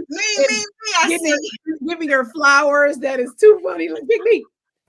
Right. So Viv, go ahead and put in the chat and let us know who. Look at Angela. Me. Go ahead and put in the chat and let us know who's the winner, and we will announce whoever the winner is. So we'll give Viv a little time for that. I also want to encourage you to look at her. I love you, Viv. I want to encourage you also to jump on to Instagram as well as Facebook Live. My Talk About It Thursdays are on Instagram. And so look at, my name is Faye. Oh, the flowers are for everyone. Thank you, Gina. Oh. So yeah, so you know, jump on for Talk About It Thursday. We have Talk About It Thursday pretty much every Thursday, where we just share a brief little amount of time. I have some webinars that are going to be coming up, so make sure you go to the website, cubicleconnections.com, and sign up for the email list so that you are familiar. And we are in Sacramento, California, and so there will be some in-person trainings that will happen. And when we just do a workshop, the workshops are just amazing, very interactive, and you will walk away with things to do to actually go into the next step. So I don't see that Viv put the chat in yet. Oh, is she still there? Let's see. She might not still be Oh, here. Look at All Angela. right. So Look at Angela. I love planners. look, I love planners. So let me see. I'm going to have Gina then. Gina, I know you're still on here, so please roll through the chat and then go ahead and let us know who the winner will be for this 2022-2023 Cubicle Connections Planner that I said, look it. Angela said, I speak for her. Angela, you guys are cracking me up. So is Gina still on there? Wait, we're running out of people. We're running out. Let's see. Is Gina still on? Gina, if you're here. Look, I love you too, Gina. Let's see. Let me see if she's still on so we can get a. She's probably gone because she would have done it by now. On. Oh, yes. Okay. Gina, please pick someone from the chat that will get a 2022-2023 planner as a winning, as their prize. So whoever you put in there, that's who we're going with. Give everybody a little moment here. Carolyn Benson. All right. Congratulations, Carolyn Benson.